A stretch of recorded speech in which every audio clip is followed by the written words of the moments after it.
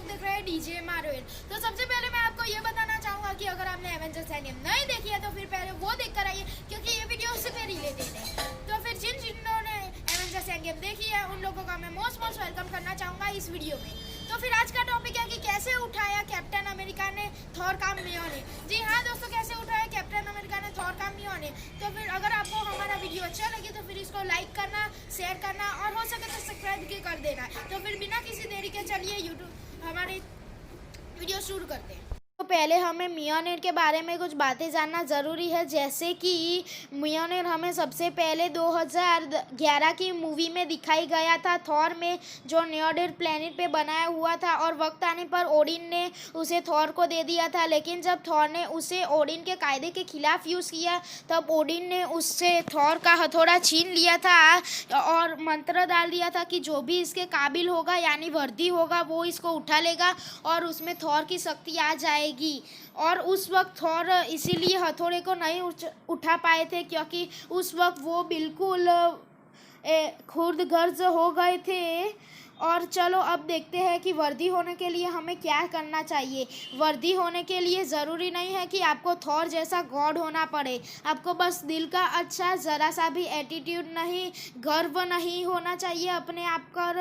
और सबसे बड़ी बात कि आपको दूसरों के लिए सेक्रीफाइस करना चाहिए। इसी वजह से जब थॉर अपने फ़ायदे के लिए म्योनेर को उठाने गए थे तब वो उसे नहीं उठा पाए थे, लेकिन जब उन्होंने सबके लिए सेक्रीफाइस कर दिया तब म्योनेर खुद ब खुद उसके हाथों में आ गया था।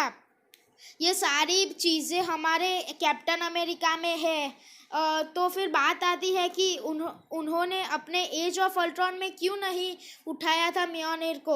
और उससे पहले हम बात करते हैं कि वर्ल्ड वॉर 2 में उन्होंने सब पूरे शहर के लिए खुद को सेक्रीफाइस कर लिया था और इसी वजह से उनको 70 इयर्स तक बर्फ में जमे रहना पड़ा था। और जब थेनोस की आर्मी के सामने वो अकेले खड़े हो गए थे बिना डर के, तो उन्होंने एज ऑफ अल्ट्रॉन में हथौड़ा इसलिए नहीं उठाया था क्योंकि थॉर सबको बताना चाहता था कि उसके अलावा और कोई भी हथौड़ा नहीं उचक सकता, इसीलिए उन्होंने नहीं उठाया था थॉर का हथौड़ा एज ऑफ अल्ट्रॉन के टाइम। और अब बात आती है कि उन्होंने वर्दी कैसे हुए, जबकि उन्होंने सिविल वॉर में टोनी से बात छुपाई थी कि कैसे उनके माँ बाप को बकी ने ही मारा है।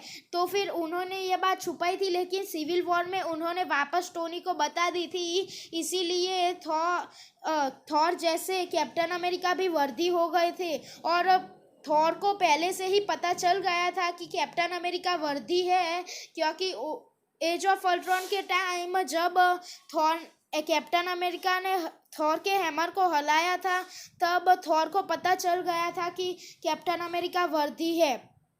लेकिन एवेंजर्स एंड गेम में बात बहुत आगे तक बढ़ गई थी, जब आयरन मैन इंजर्ड हो गए थे और थॉर को थेनोस मारने ही वाला था, इसीलिए कैप्टन अमेरिका को उसका हथौड़ा उठाना पड़ा।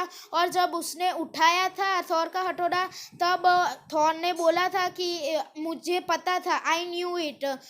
तो उसका मतलब हुआ कि थॉर को पहले से पता था कि थॉर वर्दी है और कैप्टन अमेरिका वर्दी है और वो पहले से उसको उठाने के काबिल थे। तो आज के लिए इतना ही गाइस, चलिए तो मिलते हैं नेक्स्ट वीडियो में।